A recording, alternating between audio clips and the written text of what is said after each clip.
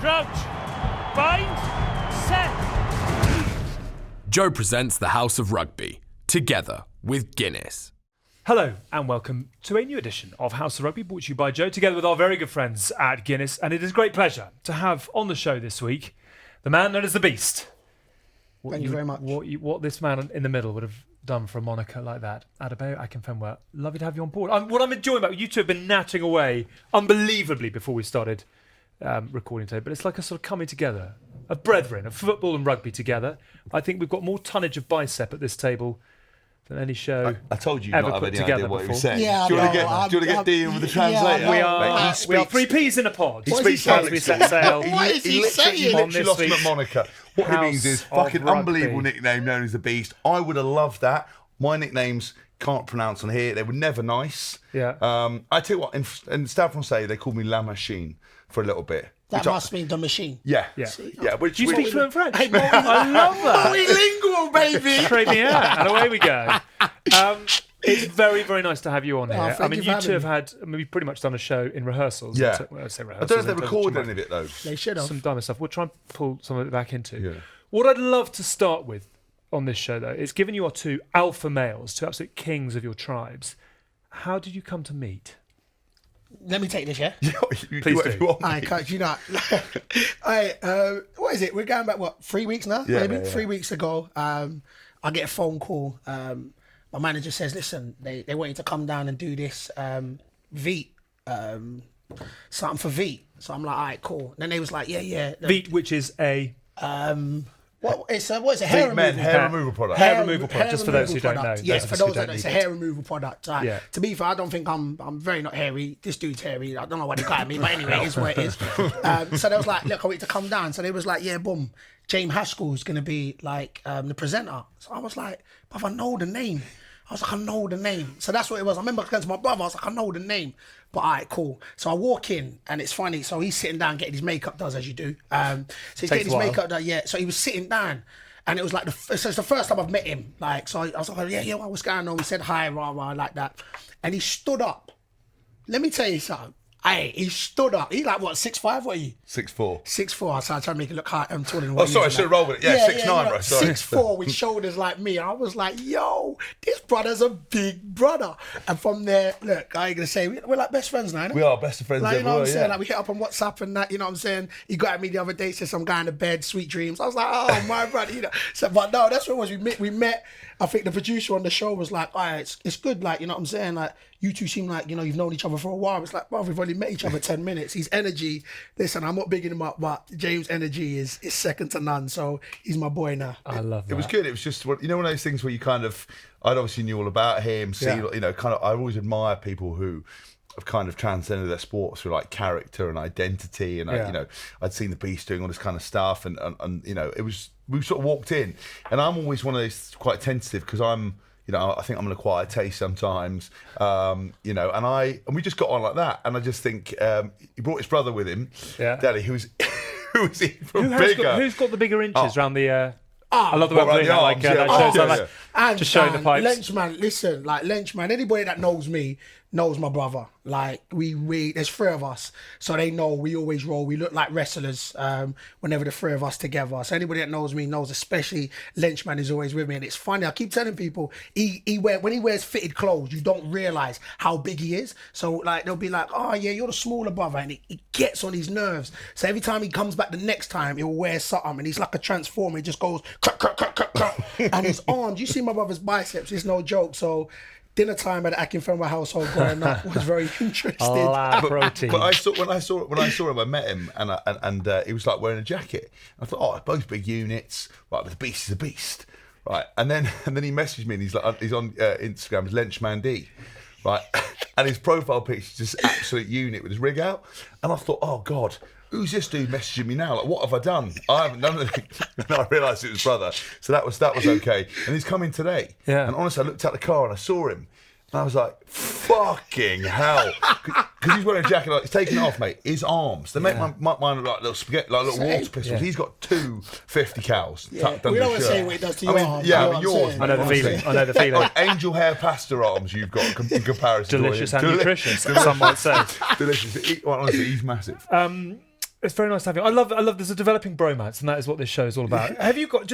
We don't talk about a lot of rugby. Have you got any interest in rugby? We're not going to talk about a lot of rugby, but do you have a respect for the game and the characters? No, I respect the game. I've said this story a little while ago. When I was at Swansea, we used to train at the same gym as the Ospreys. Yeah. So I was doing a gym session, and as I do. I don't believe you. Keep the line. Don't lie to the viewers. Yeah. So I was doing a gym session. What? Don't tell me chest and guns. To be fair, I don't look at my legs as well, but you can't really see it. But yeah, so actually, to be fair, it was arms. Actually, I was doing. No doubt. And Ospreys were doing a workout over there, and of course, the football boys be like, "Oh, I'm big man, like, go show him that you can like lift it." And I remember I looked at one of the rugby's, one of the smaller boys, can't remember his name, but he was doing dumbbells with like a 12 or 15, and I was doing it with a 20, and I was thinking, "Oh, I'll be able to dump on you, man. You man, all this talk about you, man, are strong."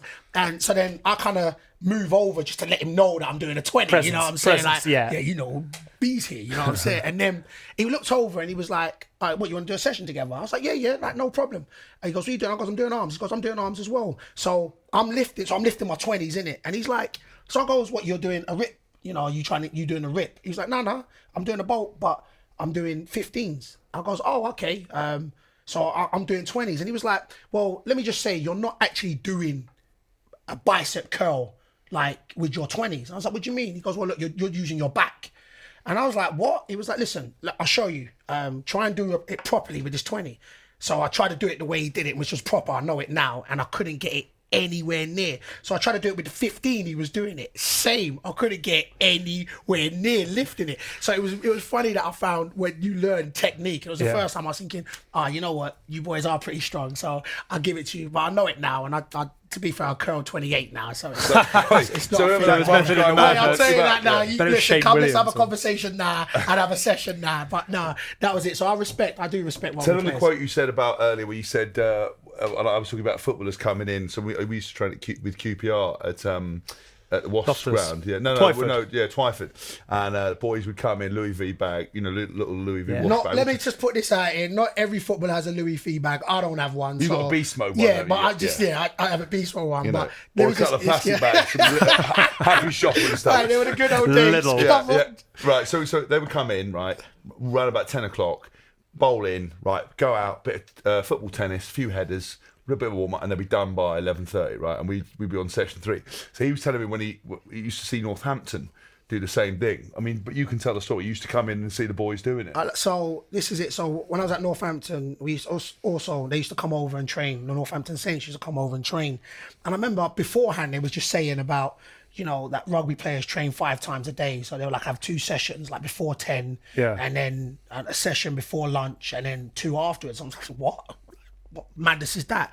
And I'd never just heard it. I just literally thought that they were just trying to big them up.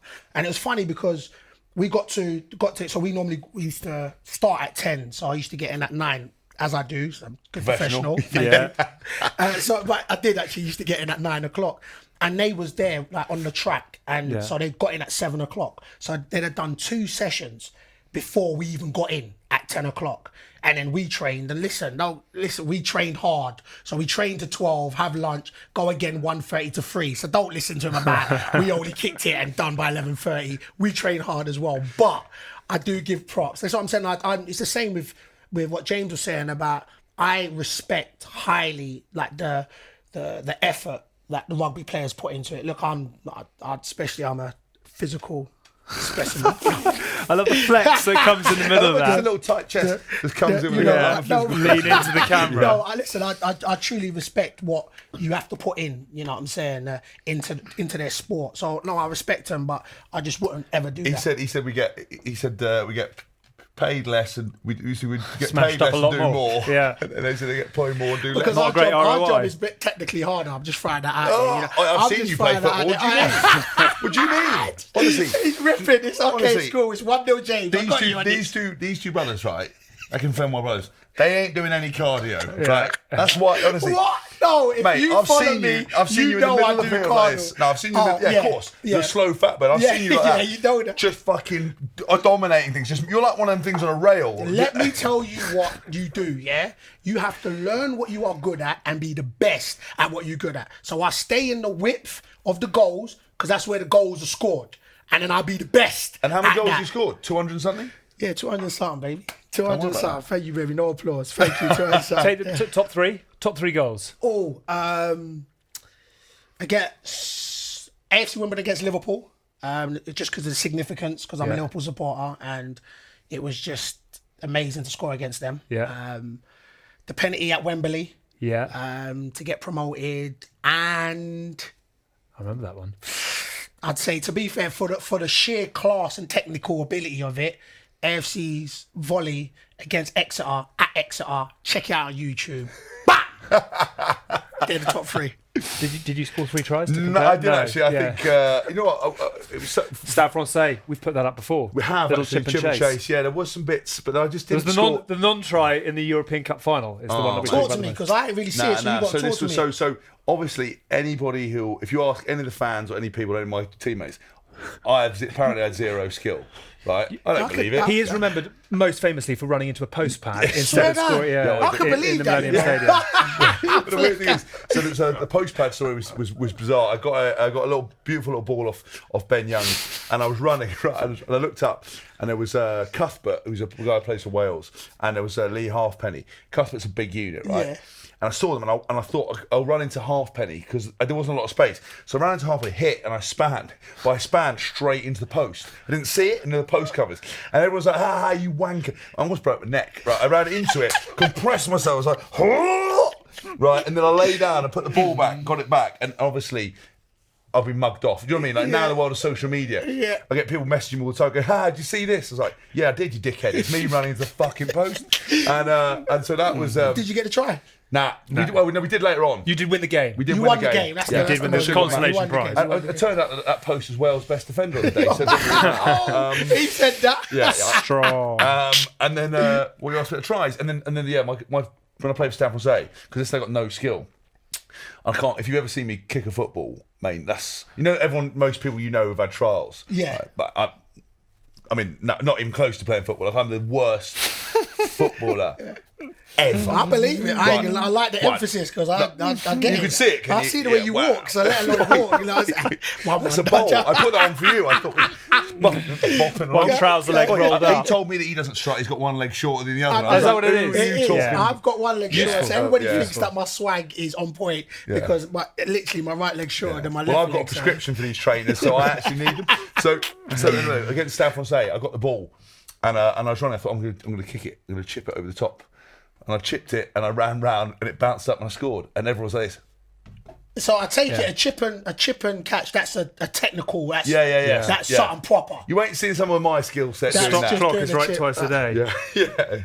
You were very much a cult hero in football and beyond that as well. But what does it say on your business card? How do you describe yourself these days? How many business cards have you got? Quite a few, to be fair. But not, to be fair, it's hard. No one's really actually asked me that question in the sense of how do I describe myself. I describe myself as me. It's crazy because I'd always say I never set out to be different. You know, I didn't. 20 years ago, I didn't set out and be like, you know what, you're going to be the strongest and heaviest footballer in the world. And I literally was just, I'm going to be me. I'm going to play football, and every facet of my life has taken different paths. And I believe that sometimes, we joke about it. It is generally not. Well, in this case, I'm the strongest, but it's not always the strongest or the quickest or the most skillfulest that excels the most. It's the one that knows how to adapt in life. Yeah.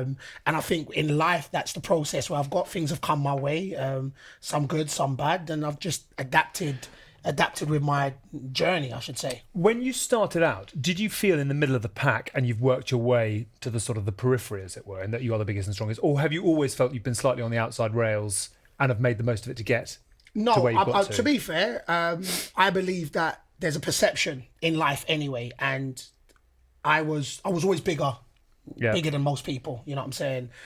Always stronger than most people.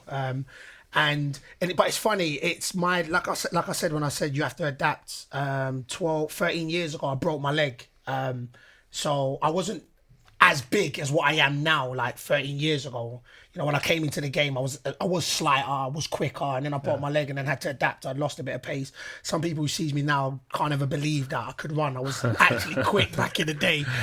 So I had to change my game. I had to adapt. Problem is, you're so old. The evidence of you playing back in the easy day with would the have oldness, been. because you're not that much younger than me. Yeah. What you're saying is, you know, he said you lost pace. The only chance anyone's seeing that is on VHS, and no one's got fucking tape played away. So I believe you. I believe you were fast. Oi, It was he was tape. definitely fast, bro. I'm telling you, it was tape. There is couple. It doesn't even go back. YouTube don't even go back to me playing them days. But no. But so with me, it was. I wouldn't say that I was on the outside looking in. I weren't. You know, I could play them as growing up. You know, you could shoot, could jump, could run. Yeah. You know what I'm saying? It was just, of course, as I still think there's a perception of, and that's not just in football. I think in life, you know, for people's brains to work, it's, oh no, you need to be this path. And I felt like I was different from the mold. But then when I broke my leg, of course, I got bigger. I went to the gym a bit more, so I came back and then knew I wasn't as quick, so I had to adapt my game. So that's where it is. So in the last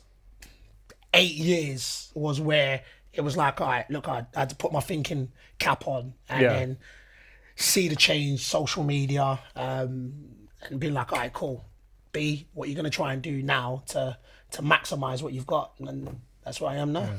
It's really interesting just saying about, you know, whether he's kind of felt being typecast as being a big guy. We kind of talked about on the other thing we did, just about what that was like and whether he tried, you know, did you try to fight against that for a bit and go, actually, you know what, I'm not just big, I'm you know, and then, well, you tell me really. Massively, like, I remember it used to gripe me so much that if I'd scored 2 goals or I'd done a touch, it would be like, oh, and the big man got onto that. Oh, good touch for the big man. I couldn't get away from them referencing my size. And I was like, small or big, but it was a good touch. Like, why are you putting that as a good touch for a big man? It was just a good touch. And it used to just gripe me that, you know, they'd be like, oh, you know what? Maybe he could do a bit more if he was a bit smaller, or, you know, and it was constantly focused about my size. And it didn't matter what my stats were, because my stats sit as good as most strikers that's been around for 20 years. You know what I'm saying? So, and it used to gripe me. I used to be like, oh, it used to get me like, oh my days, they're talking about my size. And look, I just scored 2 goals. Like, concentrate on the goals I've scored. Concentrate that I scored 16 goals this season. Yeah. Like, and it did, until a point where it was like, look, there's sometimes you just can't convince people otherwise. They are going to see what they're going to see. And it got to a point where I was like, you know what? I am the biggest footballer in the world. Yeah. You know what? I am the strong. Listen, if you want to say I got a good touch for a big man, I'm with you. I got a good touch for a big man. And then it was literally when I embraced who I was. Yeah. When I embraced who I was and was like, look, I am me. It literally was. And it literally was the best thing I could have done, because it took out all that energy that I was focusing on, that worrying about what people were thinking and concentrating on. So as soon as I owned it, I was like, yeah, man, you know what? I'm a big man. Like, yeah, it's cool, man. I owned it. And then, so then I can focus all the energy on me. And I've got this saying where I don't do things to prove people wrong. I do things to prove myself right. Yeah. And of course, it means if you prove yourself right, you are obviously proving people wrong. But if I'm here trying to prove you wrong, I'm taking energy that I could focus on myself, on focus on you. So that's why I put it in that way. Whereas don't do it to prove people wrong. Forget them. Prove yourself right. So take all the energy. And that's exactly what I did. I was like, look, you know what? Boom. I'm a big man. Boom. I'm 16 and a half stone. Boom. I'm the heaviest footballer in the world. Boom. I'm the strongest footballer in the world. And I literally was like, yeah, all of that, that's all of me and more. And then that's the reason where Is that the birth of the beast? Where did the beast? That was my next. Where did the beast come from? Okay, so there was a YouTuber named of KSI. It's a big up KSI. You know Kate? Do you know KSI? I've done some stuff with KSI. Yeah. Mugged me off a few times. He did that a couple times. You know what I'm saying? I'm gonna punch him up when I see him. Though I do owe you a punch up, KSI. I did say that he tried to prank me on some show recently, so I owe you a punch up. He did a little highlight thing, cut all the bits where I got him and mugged me off. But fair play to him, because he's killed it. All right, listen. All I wanted was a little shout out and a few followers, but. Listen, I salute what he's doing, because I believe, like I said, I feel that he concentrated on him. He basically said, look, I am not going to follow no other body's plan but myself. And he has now created an empire for himself. So I salute him on that. From a business genius point, he's unbelievable. Yeah. So at this time, I used to play Pro Evo. So I was a Pro Evo man. Yeah. And then I weren't really a big FIFA man at this time. So we're going back like 9 years, 10 years ago now. No, to be fair, longer than that. And then I remember somebody saying, listen, have you seen this video that's going around, you in FIFA? And I was thinking, what? FIFA put me on, like, their video. I was like, what, I made it like that? And I was playing for Northampton at the time. And I was like, no, it's a YouTuber. Like, go check it. And at this time, it had like 2 million views. And it was KSI, and he did this segment about beast players. So he was going around like who he thought was beasts in the game or who's stats for the beast.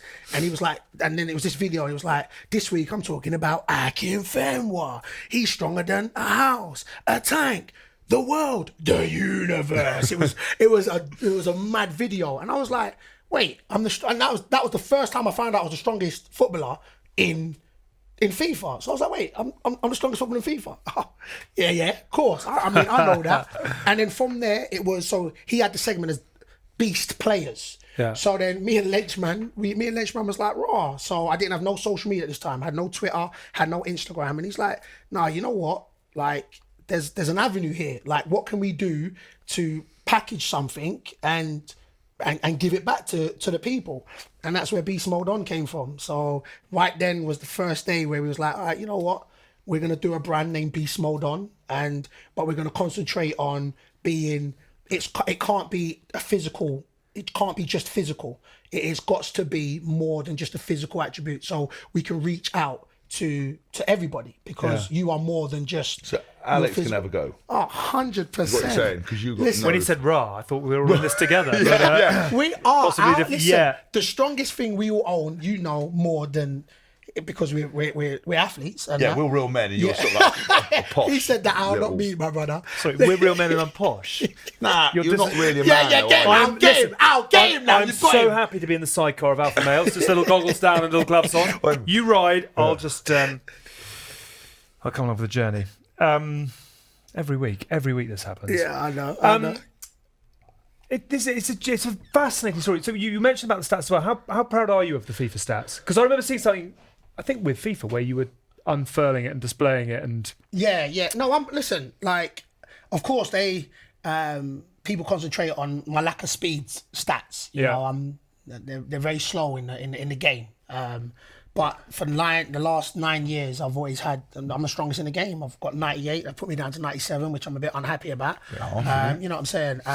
But I think it was Rio Ferdinand that said it. Rio Ferdinand, we did a segment. Sorry, I name dropped him, but Rio Ferdinand, we did a segment. Yeah, we're good like that. You know what I'm saying? I call him Big R. You get what I'm saying? So he was giving me my stats, and he went, "Listen, B, he would love to have a stat all to himself where nobody else can take it from him. So for the last 9 years, being the strongest player, that's all mine. So embrace it, be proud of it." And I remember thinking, you know what, I'm proud of that stat, that in every footballer in this world, I am the strongest. Nobody can touch me when it comes to my strength stats. So I'm proud of that. You know what I'm saying? As any kid being in a game, that's what everybody would want. You play games and you see your name, and out of that, when you, like, if you play Street Fighter, you want to get the strongest person. It's just like you play football. I want the strongest footballer. So I'm massively proud of it.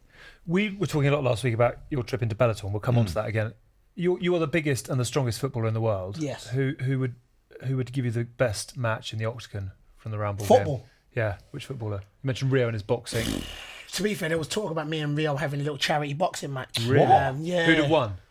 Oh yeah, like I would have took, Rio would have had the reach. Rio would have had the reach, so I would have had to slip and slide. You know what I'm saying? Watch like Tyson and that. You know what I'm saying? Get in that. You know, that's what I've had to get in, and I'd get him on the strength. I'd have to work on my cardio a little bit. You know what I'm saying? Like, if it went longer than 20 seconds, you'd be in a real What are you trouble. talking about? I'm trying to take him before the 7th round. I think I'm a good 7 rounds. You think you get past 7th round? I think I've got a good solid 7 rounds in me. You know, if I don't take him before. I'll give you 35 seconds before you What?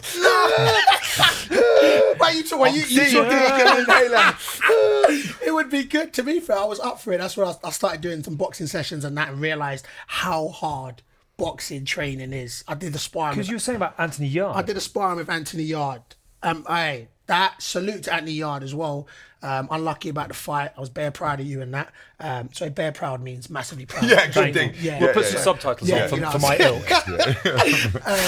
So I did some sparring, and we was doing we was punching the bags, and like you could hear the difference. Like I'm not bragging out here. He punched it was loud. When I punched it was a volcano. I was like, bang! Whoa, you mad? But I was like, yeah. Then was like, all right, we're gonna do some sparring, and let me tell you something. He was like, big man, go on.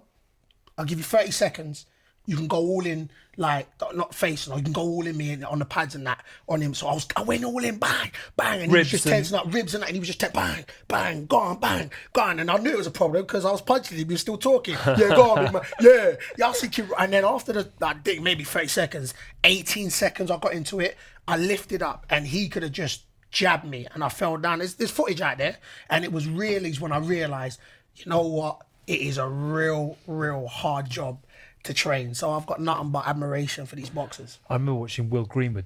They have Sky used to have a brilliant show called School of Hard Knocks, and him and Scott Quinnell used to look after kids who perhaps are having a tough time of it, and would form them into a rugby team, get them back on straight and narrow. Have you seen it? It's absolutely fantastic. Very wicked show. They went and trained with David Hay, and Hay put them through like a physical session, and in the end they all got in the ring, and Hay just tapped Greens, who probably isn't at the top of kings of rugby, but it's a tough nut. Honestly, Will dropped a knee. Like, I mean, the wind for about 4 or 5 minutes. The wind, God. Yeah, Will's a bit though. Will's slender though. Like me and Will's done a few bits and bobs together. Like, you know what I'm saying? He's slender. He's my guy. Will, you my guy? But you. He's sort of similar setup Yeah, to I'm him. not You know gonna what I lie. mean? Hang on. Like, I mean, let's not get too close. No, like, you know, I mean, thin public school boys. You know what I mean? yeah, I mean, he has won a World Cup. And Yeah. I'm sitting here with you. Well, So not exactly the same point, but it's just, I mean, the power of Yeah, man. these. I mean, this is what you're aspiring to. The half. I told this on my YouTube channel, and he actually admitted it. So I think we can probably go there. Jamie George, apologise.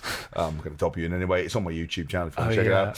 So this is the best story. So when he was at Sarries, when he started off, right, Jamie George, incredible player, lovely bloke. He's just got engaged. Big man. Just got engaged recently. Congratulations, Congratulations, big man. Jamie. Congratulations. And he's like, he's quite tough, but he's got baby face. It looks like, he's about as dangerous as a feather. All right, but he goes real well. So when Sarries got him on board, they were like, listen, we need to toughen you up. So a lot of rugby clubs, they send people down to boxing gyms. So they sent Jamie George down to this boxing gym, and he was doing a bit of pads, right? And the guys ran and said, listen, tell what we do, a bit of sparring.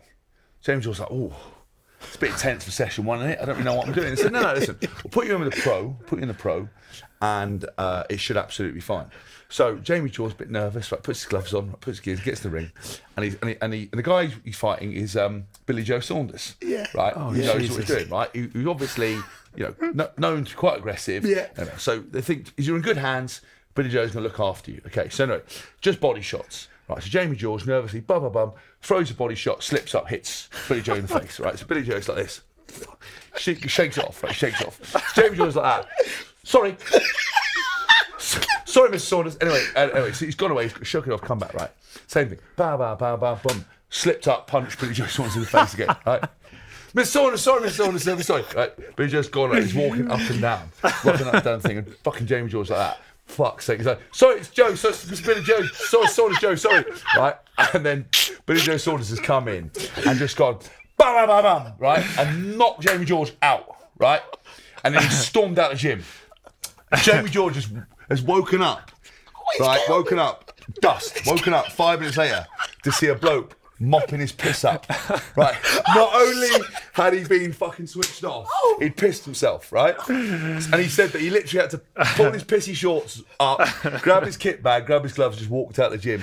So he never went back, but he's starting England number 2, and he's a British Lion, lovely bloke. So, and he's tough as hell, gives it all, Thanks to Billy Joe Saunders. Triple champion or quadruple champion or whatever the fuck Saracens have won. So, but it wasn't my YouTube channel, Jamie, so I do want to apologise. We're now taking it viral, but what a story. To be fair, it's a big Swede to aim at as well. Massive Swede, that as well, yeah. Very much so. Yeah. You're listening to House of Rugby, brought to you by Joe, together with our very good friends at Guinness. It's lovely to have the Beast with us, alongside the Hoff, as per. The latest episode of Liquid Football with Kelly Cates is available to watch or download right now. This week she was joined by Jonathan Walters, Wes Brown and Wayne Bridge, who revealed how he fell out with Mario Balotelli at Man City. My relationship, or what we couldn't really call it a relationship, with Mario Balotelli when I was there, I just didn't like him very much at all. Thought his attitude stunk, but Mancini let him get away with it every time, and that gave me the people thought it was funny, some players, and thought it was funny, but I just didn't like it. He'd turn up late for training.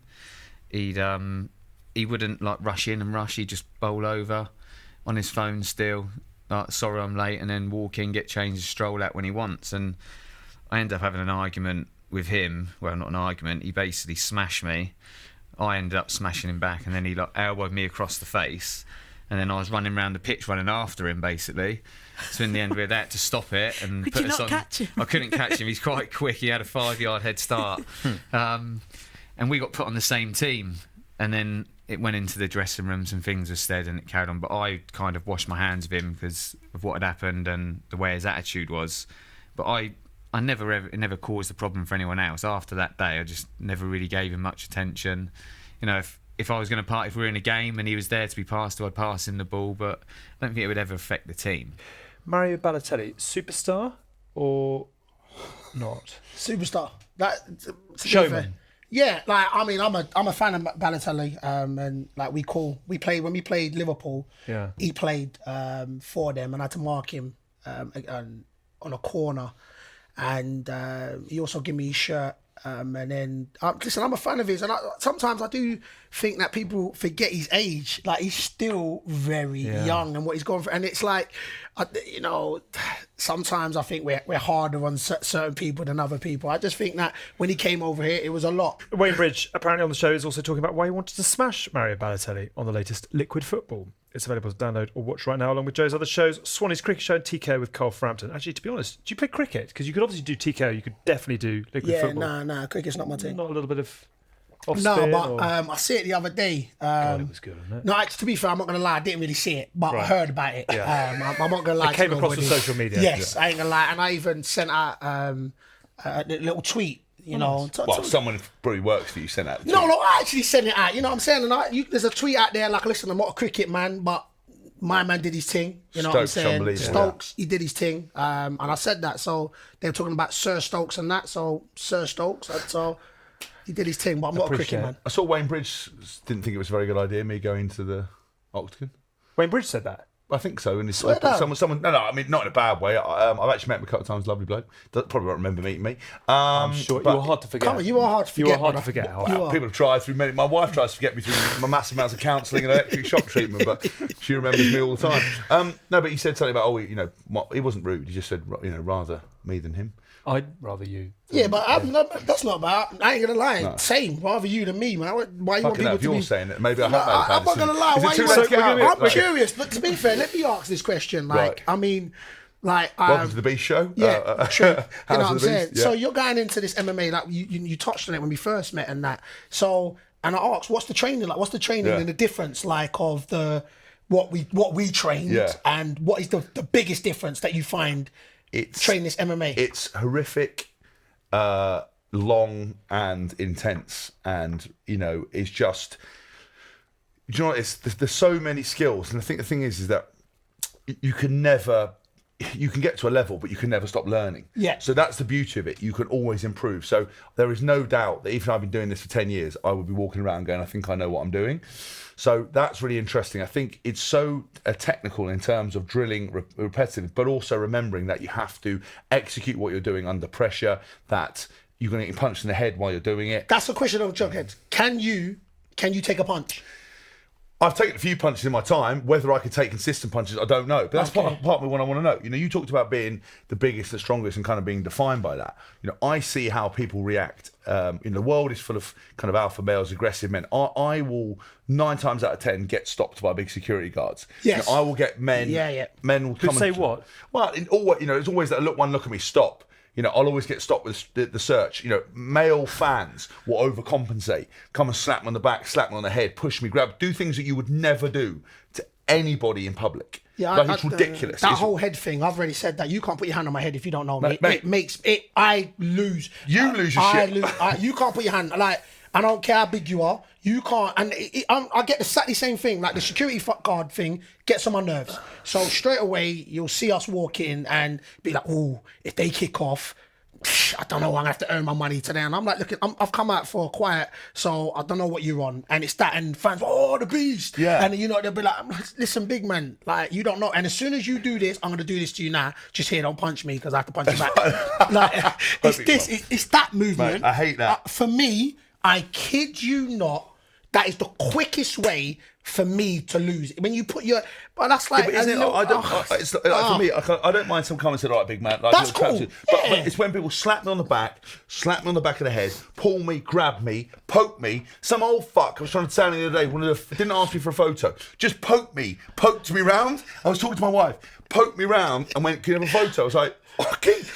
When was the last time I walked up and poked anyone on the street without permission? So I get this weird situation. So what I want to do is that I'm not particularly tough. Yeah. I don't think I'm amazing. Yeah. I honestly don't know. You know, I mean, people talk about having good jaws and bad jaws. Listen, you know, I've been hitting the jaw quite a few times. Who gave you the greatest clock on the field? Probably in training, wouldn't it be? Yeah, it would have been training stuff. Yeah. Lol. No, actually, I tell you what, we had. No. it have you wasn't that- got Yeah, into a scrap? I have, but like loads of times. But I've worn a couple of punches. But again, listen, if you get someone in the right place, Yeah, it doesn't matter. really It doesn't really matter. Has anyone ever knocked you out in training? No, the only time I've ever genuinely, the only time I've ever been knocked out was when I ran into Postpad. No. Freddie Burns' hit. Oh, shit, yes, I remember that. So there's a player where it was my first comeback game. It was like return of the Haas, like fireworks, bam, down and out, like I ran on the field.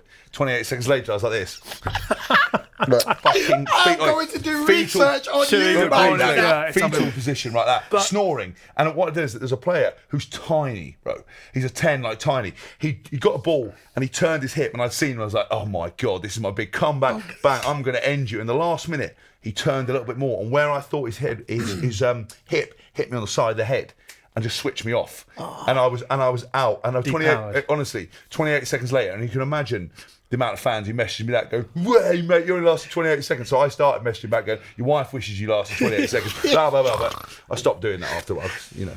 Did you ever have players on the football field coming after you because of your status and your stature? And Coming after me is the wrong terminology. I'd have people that knows that, oh, you know what, if I can shoulder barge him or if I could rough him up, you know, straight away be like, oh, I think you're meant to be strong. You know, that talk, and I get that constantly. Whereas for me, it's rare that now I come across anybody older than me. So everybody's saying that's younger than me. So I'm like, oh, look, you pups are just talking. Like keep doing what you're doing. Like, ultimately, this is not me bragging, it'll be very hard for me to come across somebody who's stronger than me. So there is strong players, but to be stronger than me, I don't think I haven't come across that. So I think I'll do a 50-50 with anybody, and I think I'll come out on top. But of course, I've got the youngsters that want to wrestle me, and if anything, that's what I like, because if somebody's close and I want to be able to feel them so I can roll them, because I'm not going to be able to run away from them. So it's generally the more intelligent centre-halves that I have problems with, that don't let me grab them, don't let them feel them, because once I've got you, that's my territory. But I get that. I get it with refs. Like, referees will come and, you know, I did Sky the other day, and the ref was like, oh, you pronounced that wrong.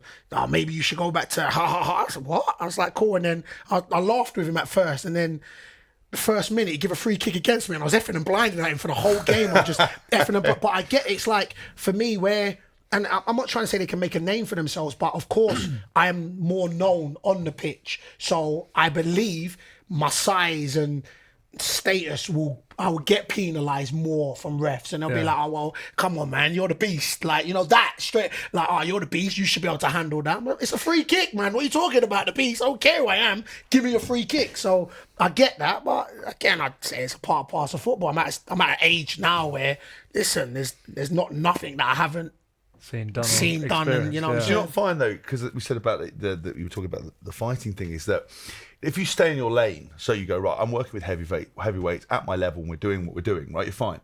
But when you step outside your thing, when you've got a mate, you're supposed to be the big guy, you're supposed to be the tough guy, and then you suddenly meet a smaller guy, like we were talking off air, and he absolutely destroys you with technique. You know, in your mind's like, well, I should be winning this, I should be tough. Or it's like when we had fitness testing days, and you'd meet a back who would be smaller than you, who could power clean more than you, who could technically lift more per his size. Yeah. You know, it's weird because, you know, it's when I announced it, you know, I told you I get nutters offering me out all the time and stuff. What's the reaction been this week? Really positive, I think. And do you know what the weirdest thing for me was? That I'm doing an individual sport. That is the shocking thing. And when I had a press conference, it was for me. There was nobody else. I wasn't like, that wasn't me and like Bayo sitting there talking about our team stuff, or they weren't media. The whole thing was for me. And I always looked at individual sports people, and I'm not comparing myself obviously in any way to, but Federer or these guys that do this stuff individually. Yeah. You look at them and think, wow, wouldn't it be great if it was just you and how much you've achieved? But also watching people in the fight game like, you know, Michael Venom Page and stuff, you know, where the level he's got to. He's got to pay for his own coaches. You've got to pay for your own physios. You've got to do things. Yes, you have a team, but it's kind of funded by you. And, you know, when it's a good day, it's a good day. When it's a bad day, it's a bad day. And when you're out there on your own, I haven't got, you know, an Owen Farrell shouting at me. I haven't got a Dylan Hartley, you know, I haven't got these guys. So it's really, that psychology, really exposed. Yeah. And I sat on this stool and I was thinking to myself, oh, this is serious now. And so it's been mega, and we've had loads of great press and loads of interest. And I get messaged by people all the time saying, we love what you're going to do. We love how seriously you're taking it. But it is daunting going to that individual sportsman thing. And I think people keep offering me out. It's like, if I went and did something now, most people could probably knock me out. But I'm pretty much aware of that. But you've got to be quite confident that, you know, that's the hardest thing I always think is being the big man. You expect it to be the strongest, most powerful, this. But do a fitness testing day with 25 rugby players, 30 rugby players. There's always going to be someone who's going to beat you. And you could, inside, you're like, I thought I was the strongest. I thought I could do this. And someone always gets you. So I have to stay very much in my lane and never deviate, because it's a dangerous game, especially in the fight game. Going outside and suddenly you've got someone who's smaller, more agile, faster hands, faster this. It kind of has to be controlled, and you can't ever get lulled in your mind of thinking, oh, I'm ready, I'm going to do this, because you just never stop learning. So it's very interesting. Your first fight is going to come around fast. I know it will do, yeah. I can't wait for it. I'm going to be front and centre cheering you on. There's some sponsorship opportunities. I'll say no more, bro. Alex, man, we'll get on the shoes. He got sponsorship, right? Would you ever consider anything? I mean, am I right in saying 37? 37, yes. Wow. How many more seasons? Do you know what? I'm going to take it season by season now. Still feel good? Yeah, I still feel good. To be fair, I'm still recovering from Saturday. Played 90 minutes, so I'm still recovering now. But it was my first pre-season in a long while where I had no niggles. No, it was a good pre-season. And I've come back and I feel good. So I'll take it year by year. And as long as I feel good, as long as my mind keeps wanting to go out there and I don't feel like anybody's carrying me, listen, I'll play this game. Fuck me, need a few of them to carry you. You don't know. I did set myself up for that. I set myself up for that. Mate. All the lads' legs are going, wouldn't they? You'd have half a team gone.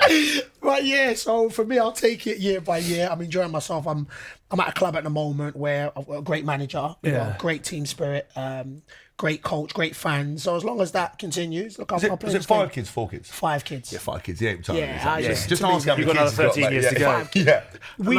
We shared quite well. You went on a very emotional journey over the last sort of season 1 of this show, and it was fascinating riding alongside as you worked out that it doesn't last forever. Are you worried about life post football, or are you excited about it? I'm excited. I'm not worried. It's funny because I think 3 years ago I was worried. Weren't a word, but you always feel like, you know what, I've got to provide for my kids. I mean, I think my greatest fear in life is just being able to provide for my kids. You know, there's a lot of them. So you know what I'm saying. So, but it's not worried. I'm excited because I'm a bit like James in the sense where I don't think there's no shame in your game staying in. I use footballing lane. That's my little quote that there's no. So for me, my lane is my lane, and I can only be myself. So anything I tackle, I'm not afraid of it because I'm going to be myself. And I've got to an age where I am not scared to fail. And I think that's bigger than wanting to win. I think you're restricted because you're like, I don't want to go do that. You know, even you'd be like, I don't want to do that because what if I get knocked out? And you're not scared. Listen, I think the greatest,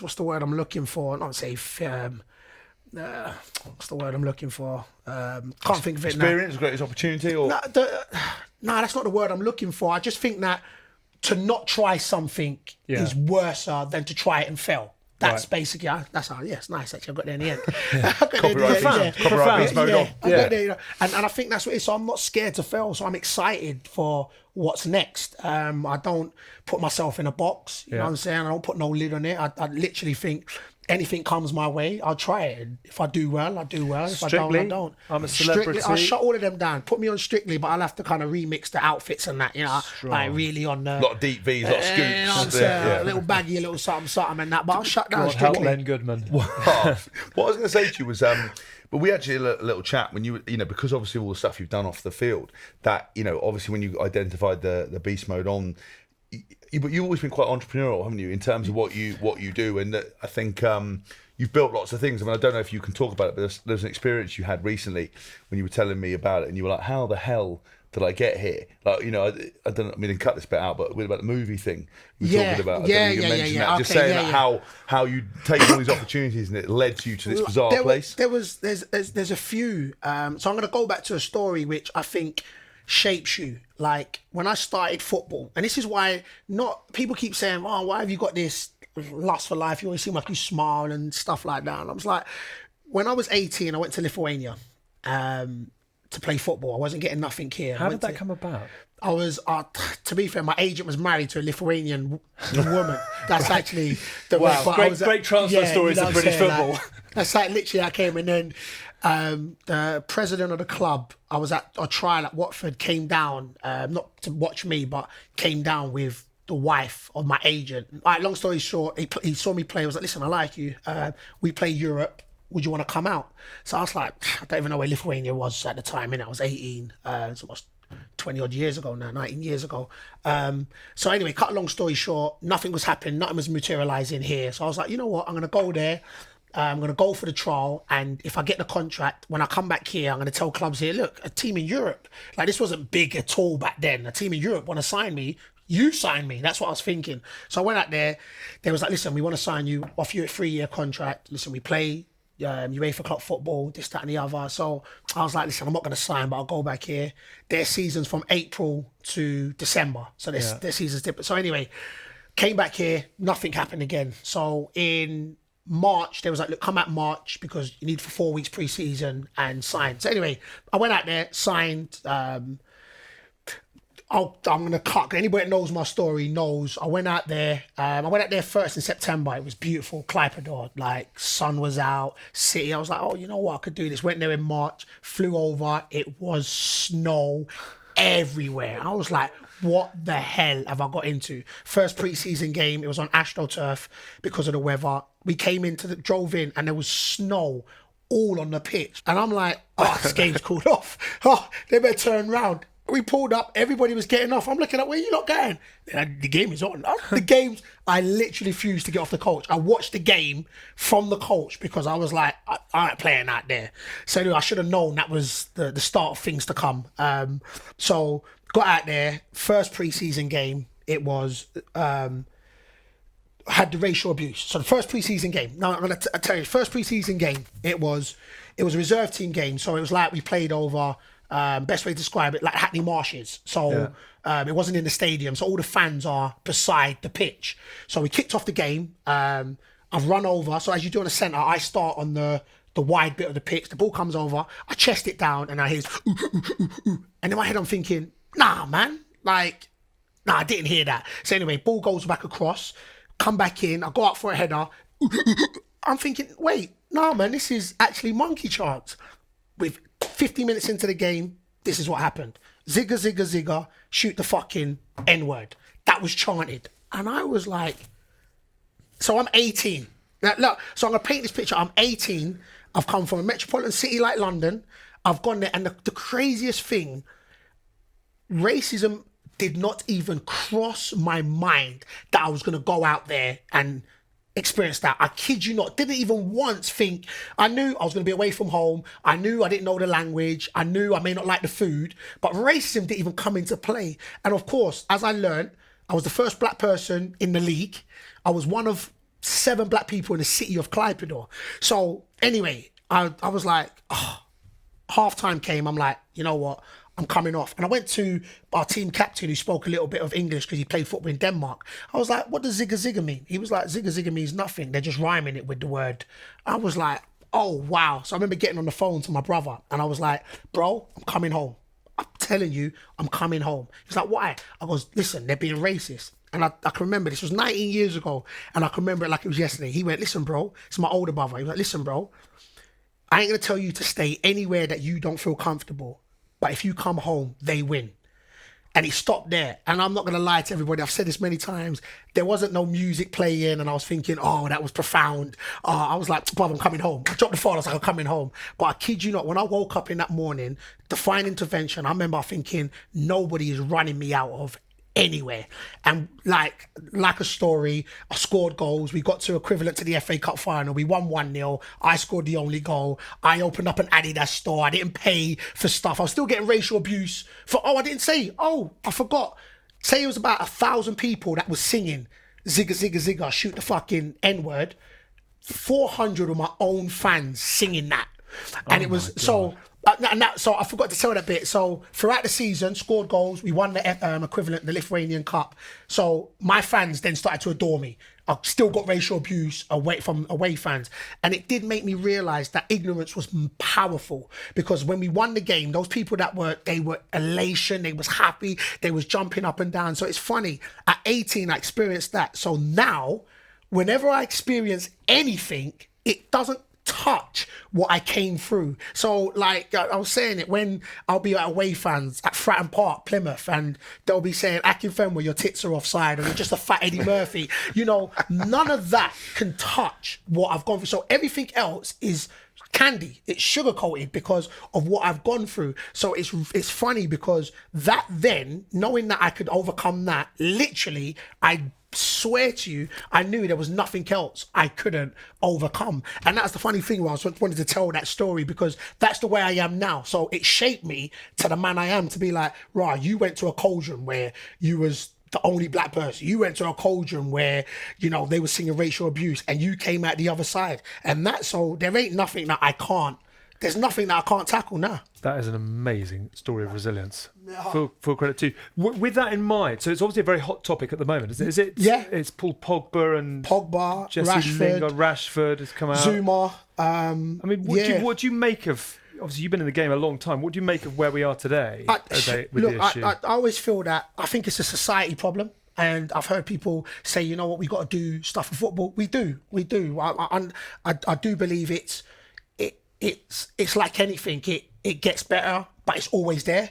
And I think like anything, there's trends. So now it's become a trend again. So whenever a player of ethnic descent does something, it is a trend to jump on the bandwagon. And that's what it is. So I do not believe we will ever stop racial abuse. I don't ever think. And I do think it's society. I think it's a society problem. But of course, because football is such a vehicle which captures the world, it gets magnified, because I'll walk on the street and somebody can say racial, but it'll be on a football pitch. And of course, that's what football does. It highlights situations. I do believe that with social media, it allows keyboard warriors to say whatever they want to say with no face, and know that it will get press, it will get retweets. I just think that it's a problem which we do need to tackle, and we do need to put harsher sanctions into it. But I am not here to know. I don't think it's an easy solution. I couldn't sit here and say, you know what, this is right, that is right. I do think that we got to do more than just wear T-shirts. I do think we got to do more than just when an incident happens, we talk about it, because it's an ongoing situation. So we've got to continue to be on the forefront of it. And that's my take on it. Bloody hell. It's not directly linked, but am I right in thinking you do quite on mental health as well? And I just wanted to sort of ask how that's come about, what that means to you, that element of what you're doing. For me, it's personal. My sister went through mental health growing up. One of my best friends, Clark Carlisle, tried to take his life. Yeah.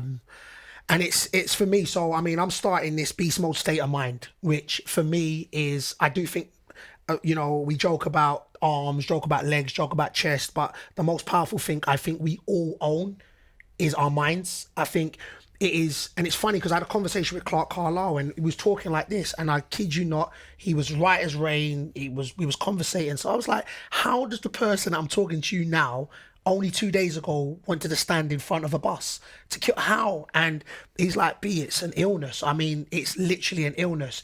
And he's like, B, you are a person that your mind works for you. So you can, what you put your mind to, it works for you. Now, imagine it working against you. So imagine your mind, how strong your mind is for you, so you do not allow things to get under your skin. You do not allow things to say you can't do that. Imagine your mind then saying you can't do this, you can't. How powerful that is when it works against you. And I kid you not, it was a moment of clarity for me. I was like, wow, that is, because my mind is the strongest thing. I always go to my mind. So that's why for me it touches me on such a level where that's where I'm starting this beast mode state of mind, which does tackle the things where I think we're in a day of age where, you know, you've got to be you got to look a certain way, talk a certain way, be a certain way. So I my whole thing was, they told me I was too big to play football, and that was to conform to what I feel their mindset was. So my thing is, listen, embrace who you are. You know, love who you are, and as long as you're cool, because you're the only one common denominator in your life. Everybody else is just passing through it. So don't give nobody who has got temporary status in your life permanent control. And that's what, for me, you know, they're saying where the children are our future, and they are, you know, and that's where my charity and the whole mental side of it, I think it's massive, and it's good because I do think we're talking about it way more now. I think that before it was a taboo situation, especially men, you know, it was like, nah, I can't really talk about it, they'll think I'm soft and that, whereas it's not. You ain't soft, and I think the first step to anything is talking. So for me, I am passionate about it. Full respect. Where can people find out about it? Is it so? To be fair, we're on it, but anything on the it's all coming. But it'll all be, check out on the Beast Mode site. We got the Beast Mode clothing, and it'll have links to everywhere. On my Instagram, we'll have links to everything that we're starting up there. So hopefully, it will be early 2020. We'll have the programs up. We'll have the charity up and going. So hopefully, we're getting on there. We've had a little tinkling stuff, but it will be up and running soon, where we can try and give back. Good on you. Needed, much needed. Actually, topical at the moment in our sport as well. It was actually interesting. A friend of mine, one of my best mates, Travis, he was very upset I didn't put him in the touring team last week. And I said, but no one knows who you are. He goes, well, come on, mate. He goes, most Kiwis who come into this country couldn't get into other teams, suddenly start for England. So very good. Yeah. So I apologise, I should have put you in trap. But no, he's kind of into this a lot, and actually he was telling me a story about dad who had he's got a boy and a girl. And he said that it's funny how society, we talk about the racing and how we perpetuate things, but he said, you know, when his girl's upset, right, his little daughter, he wants to sit on her knee, he can console her, she's crying, it doesn't matter, you know. But when the son, similar age, cries, it's like, you know, go and man, don't come and talk to you crying. Come on, we don't want that. And it's like hold on a minute, why do we treat boys and girls differently in that kind of thing? Why is it wrong for men to cry and be in touch with themselves, and why is it okay for women to be like that? And I think it's very interesting that, and I've talked many times on the show about the mental state of professional sport. You know, we buy the best clothing, we pay all these money for the nutritionists, we do everything, but the biggest weapon and most powerful thing we've got, we neglect. You know, we don't deal with it. Some teams put psychologists on, but for me, it is you know, it's window dressing. You know, there is no miracle reason why I played my best rugby for Eddie Jones and for in part for Wasps, because I was treated in a certain way, I was talked in a certain way, and I was built up. Now, you can't pump someone's tyres up the whole time, but what works for someone else doesn't work for anyone else. And there are so many players, I guarantee. Interesting what Kieran Miles, a player who came out, and I was shocked by that. I played with him the whole time. I messaged him and I was mortified and said, I think because of someone like my characters, like bravado, quite attacky and everything else, I do have a really compassionate side, and I was mortified that he had been going through this stuff and didn't feel that he could have could have sat down and spoken to someone about it, and that he thought about taking his life, he thought about this kind of stuff. So I think we do have a massive responsibility, and I think we do have to break stereotypes, just like as we're trying to break stereotypes down with homophobia, words that become common parts, like, oh, that's gay, this is gay. Got to cut that stuff out. Same thing with mental health. Men struggle, and we need to be able to open up and speak about it. And I think it's really interesting, and Bayo told me that, but when we met the other day and we were talking about the stuff and how Carla had wanted to take his own life, and I think it's really interesting because people just don't necessarily get a handle on it. And Clark's he's in a much better place now. But it's funny because it's the same. I'm a father of 5. I got 3 boys, and I did that to my boy just the other day. It was like my little girl, I'll squeeze and I'll hug and I'm like, you good? And my boy would be like, we did.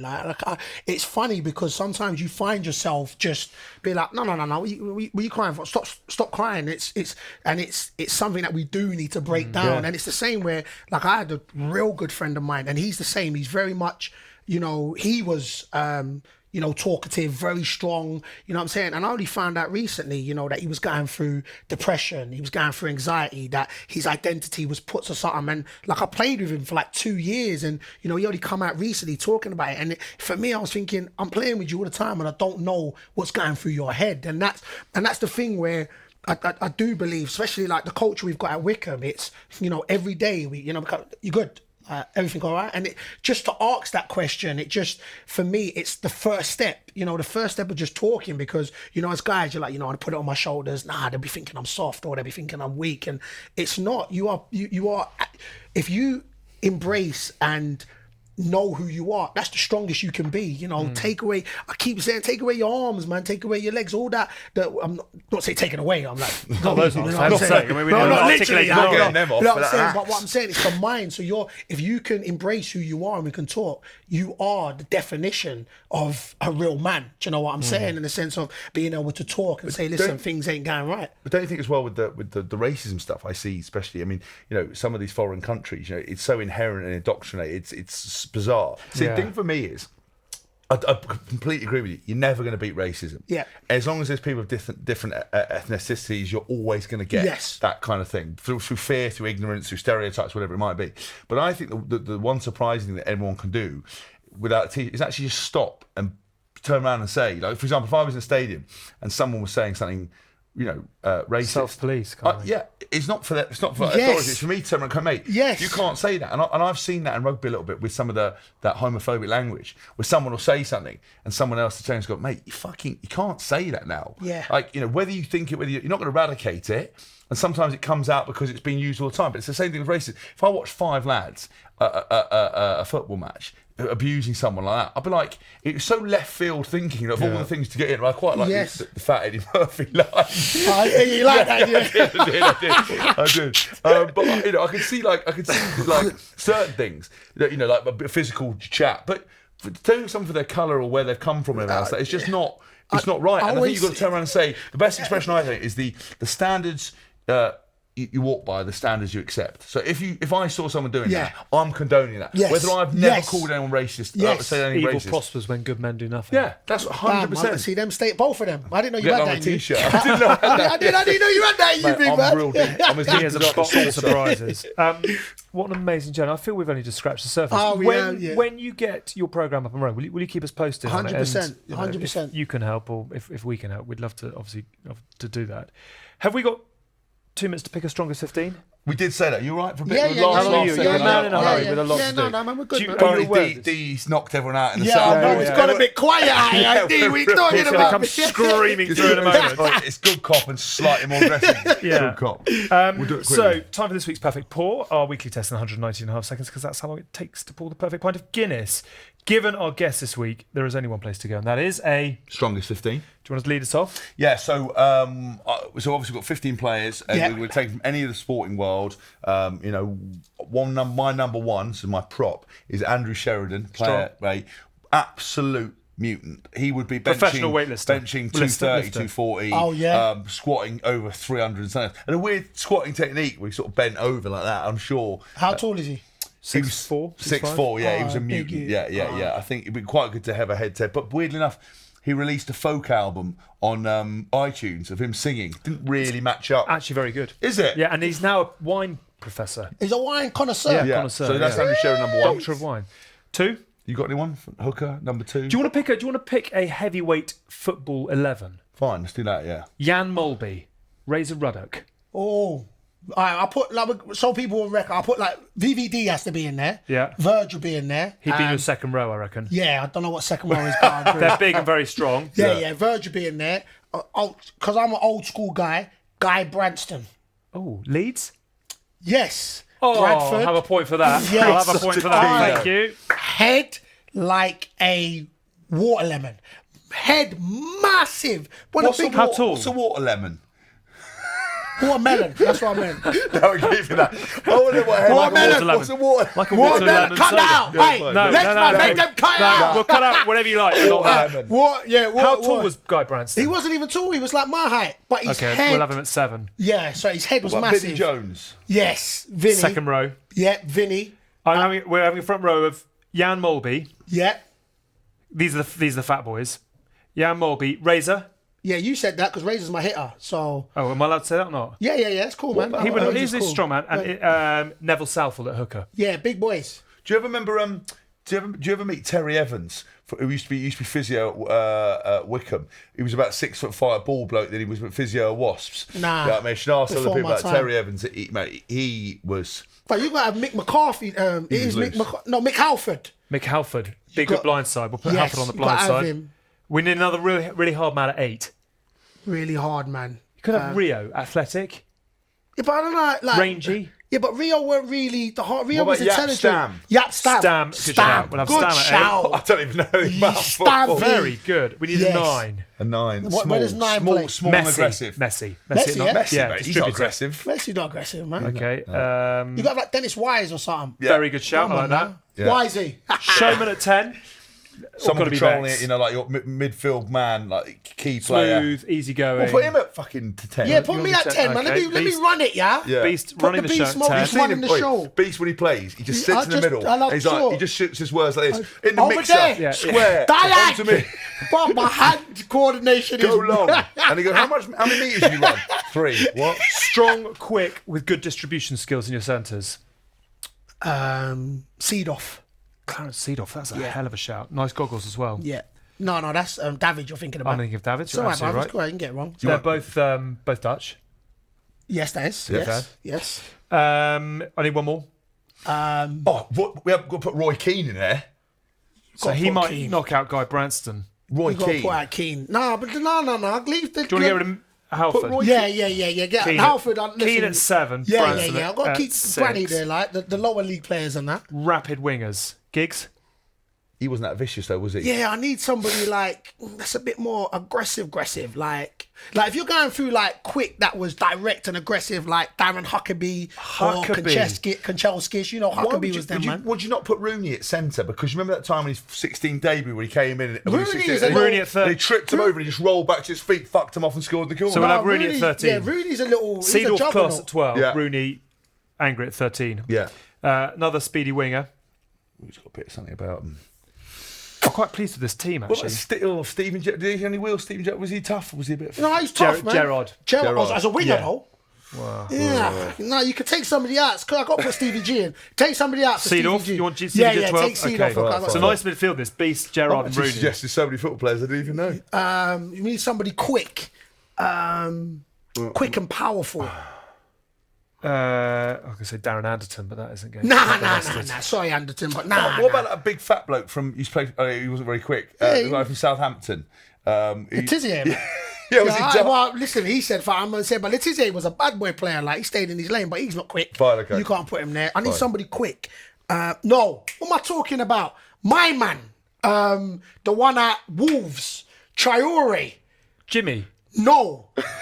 No. The other one. He's going in. Just put Traore. Traore. Trust me. They know. Everybody in the back know. Everyone knows. He the real deal. This is where Holyfield. he produces They trying to size. say he was stronger than me. He's faster. He ain't stronger than me. No. You ain't know him.